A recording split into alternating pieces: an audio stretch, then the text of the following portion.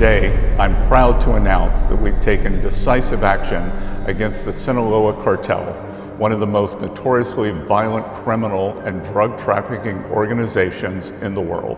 The Sinaloa Cartel has invaded our southern border. They have tortured and murdered countless of our citizens, dedicated law enforcement agents like Kiki Camarena, and veterans like Nicholas Quetz, who was only 31 years old when he was ruthlessly taken from us. And the group is responsible for a significant amount of the fentanyl and illicit drugs brought into the United States. Drugs that continue to kill innocent Americans and destroy families every single day.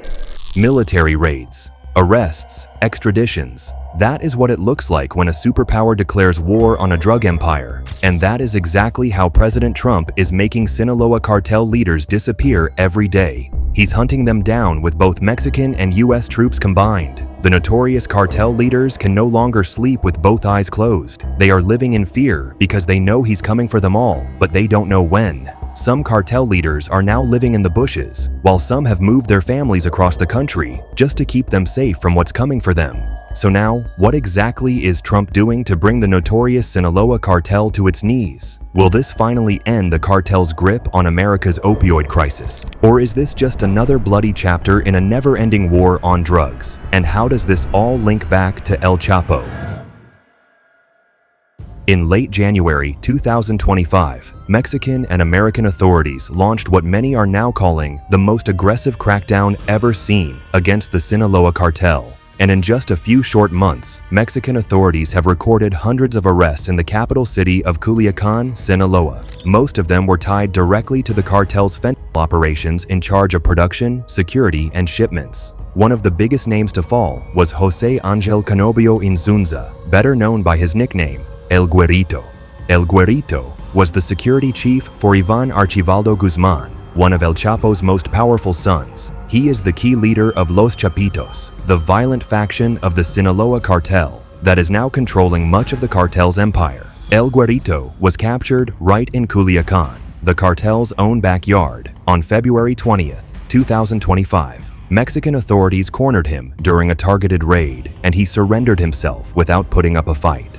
For years, El Güerito had protected Ivan from the police and his many enemies, but now he couldn't even protect himself. His arrest sent a very clear message to the cartel that nowhere is safe for them anymore. But it didn't stop there. Mexican and US authorities have also seized over 1 ton of fentanyl. Authorities have seized more than a ton of fentanyl pills in northern Mexico in what is being called as the biggest drug bust ever in the country's history. Mexican soldiers and Marines launched 2 raids after a military patrol reportedly noticed the presence of 2 men carrying guns in the northern state of Sinaloa. Following an intense chase of the 2 men, the Mexican forces ran into 2 houses. In the first house, about 660 pounds or 300 kilos of fentanyl were seized by the soldiers, while around 1,750 pounds or 800 kilos of drugs were seized in the other house.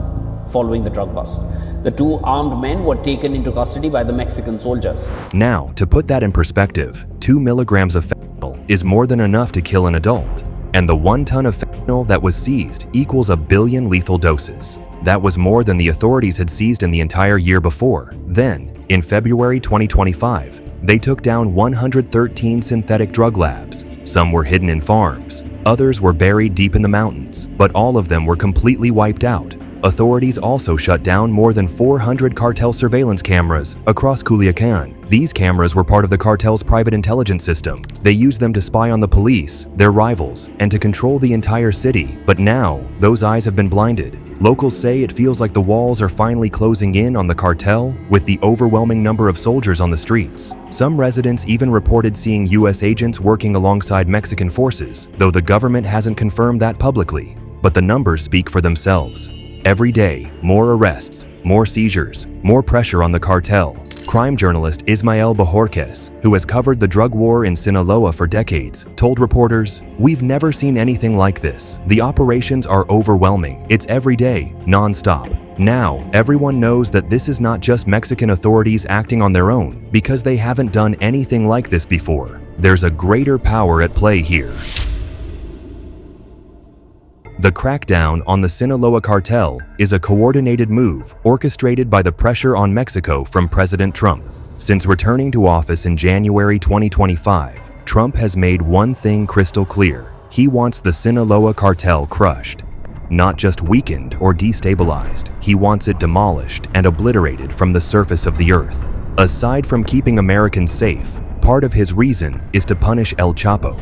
And Donald Trump is weighing in on the prison escape of El Chapo, once again making controversial comments about Mexico. The Republican presidential candidate sent out several tweets on the subject, including, quote, "Mexico's biggest drug lord escapes from jail. Unbelievable corruption, and the USA is paying the price. I told you so."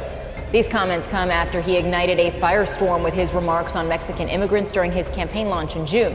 Trump called illegal immigrants killers and rapists.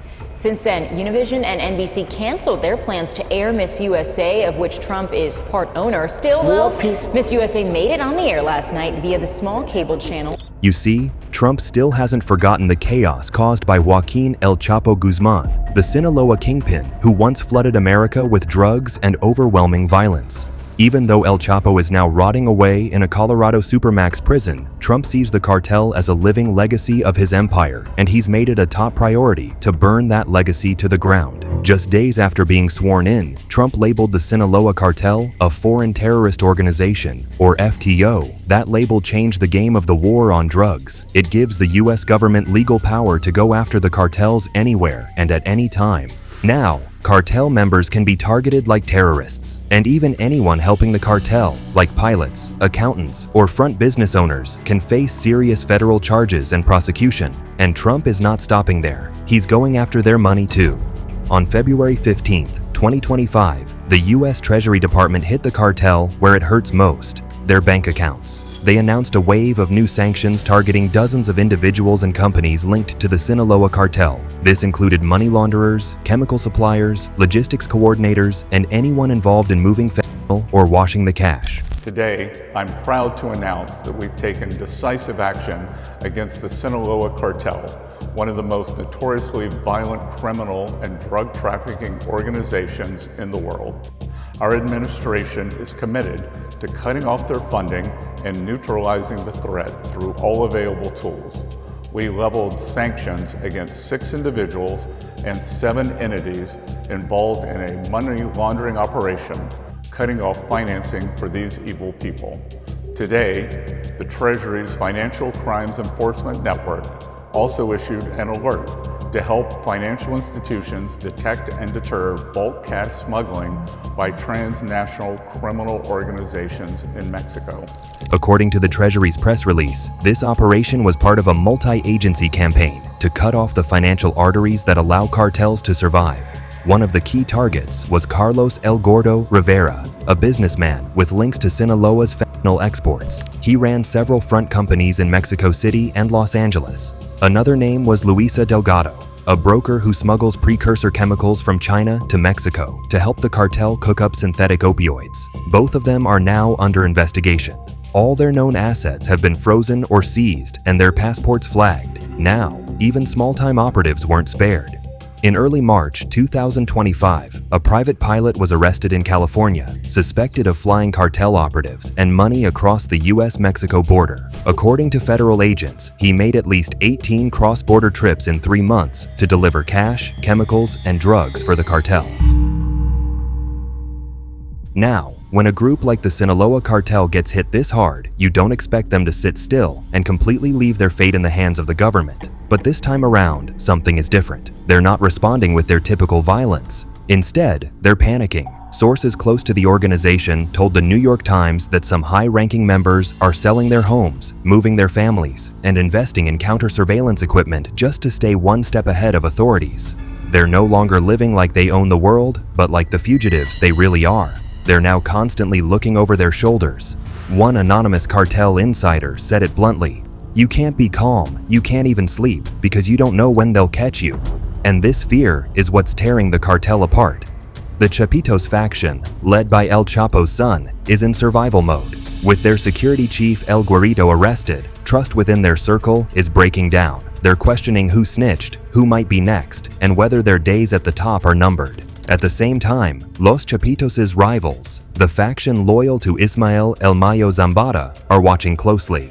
These two sides have long shared a volatile alliance, but with the heat rising, that alliance is now starting to crack. Cartel insiders are spreading rumors about power struggles, betrayals, and even plans for internal hits. And while the cartel bosses fight for control, innocent civilians are suffering the most. For 6 months, violence has suffocated the city. The Sinaloa Cartel, once united, now fights itself after a sudden power struggle split the empire. Culiacan was once a place of vibrant life. Now it wakes to fear. Streets echo with the sounds of violence. And each day begins with uncertainty. Even phones light up with warnings of violence. This is the capital of Mexico's Sinaloa state, a city turned battleground. Violence is no longer targeted or controlled. It is now complete chaos. Gunfights break out in the middle of the day. Innocent people get caught in the crossfire, and local businesses are shutting down early because nobody wants to be outside when the sun goes down. Culiacan is no longer what it used to be. The limits have been exceeded. Never before have we seen so many people dead. When I go out in the streets, I entrust myself to God because of the way things are right now. The current situation of high impact was triggered by the United States on July 25th, when one of the leaders of the criminal groups in Sinaloa was taken away. One small business owner told reporters, "We're tired. Our kids don't go to school anymore. We track them on our phones just to make sure they're still alive." Even funeral homes have changed their operations. Services now take place in the morning or early afternoon because it's just too dangerous after dark. The war feels even more closer in Costa Rica, Sinaloa. Locals describe it as a war zone, with Los Chapitos on one side of town and El Mayo's men on the other. The cartel's grip on its own territory is slipping. Their ability to protect civilians, or at least pretend to, is now a thing of the past. And in the eyes of many locals, the cartel is no longer a necessary evil, like they had believed. It's just evil. So now, with internal fractures, public fear, and constant pressure from both sides of the border, the Sinaloa Cartel isn't just fighting Mexican and American forces, they're fighting themselves. And with the look of things, the cartel might just be the one to blow up itself from inside out. I ask my God that all this may be over, that there may be a settlement, that they may reach an agreement. Why are they killing each other, as if they had no faith in life? As this crackdown on the cartel grows stronger, the tension isn't just inside Mexico, it's also building between Mexico and the United States. You see, not everyone is on the same page here. President Donald Trump is pushing hard for the Mexican government to go all out on the cartels. He's made it clear that if Mexico doesn't crush the Sinaloa cartel, then he will do it himself with overwhelming military force. I will deploy all necessary military assets, including the U.S. Navy, to impose the full naval embargo on the cartels. Furthermore, I will order the Department of Defense to make appropriate use of special forces, cyber warfare, and other overt and covert actions to inflict maximum damage on cartel leadership, infrastructure, and operations. He has also threatened to slap outrageous tariffs on all Mexican imports unless they act fast and show results. And his strategy seems to be working. Within a few days of that threat, Mexico's President Claudia Sheinbaum ordered an even more aggressive push against the cartel. Thousands of troops were sent into Sinaloa and along the border, and weeks later, dozens of high-ranking cartel leaders were suddenly extradited to the U.S. Among them is Rafael Caro Quintero, one of the most wanted drug lords in FBI history. This is video from last night as they are arriving on U.S. soil. This is Rafael Caro Quintero. He is now 72 years old. He arrived last night, of course, flanked by federal agents. Now, here's where the problem is. While President Sheinbaum is cracking down hard on the cartel, she's also facing political pressure inside Mexico. Critics are warning that Trump's demands are crossing the line. Some say the U.S. is treating Mexican authorities like puppets by forcing them into action with threats instead of diplomacy. President Sheinbaum's political allies are also pushing for constitutional reforms that would limit how far Mexico can go under pressure from foreign governments. They argue that Mexico's sovereignty is at risk, and that even though the cartel must be destroyed, it has to be done on Mexico's terms, not Washington's. But balancing those two sides is not that easy. On one side, you have the U.S. demanding results. On the other hand, you have growing anger from some Mexican leaders who feel like their country is being bullied into submission. But despite that tension, authorities in both countries are still cooperating like never before, because the truth is, neither one can fight the cartel alone. Officials from both sides are even reportedly sitting down in secret meetings, trying to figure out how to keep the pressure up without starting a political firestorm. Mexican Security Minister Omar Garcia Harfuch admitted that every single day there are new arrests, new shootouts, and new drug seizures. It's non-stop. The cartel's once formidable structure is disintegrating with each passing day. Right now, it looks like the Sinaloa Cartel is losing. Their leaders are on the run, their drug labs are gone, and their streets are flooded with soldiers. But here's the hard truth. This war isn't over. In fact, it's just beginning, and the outcome is still highly unpredictable.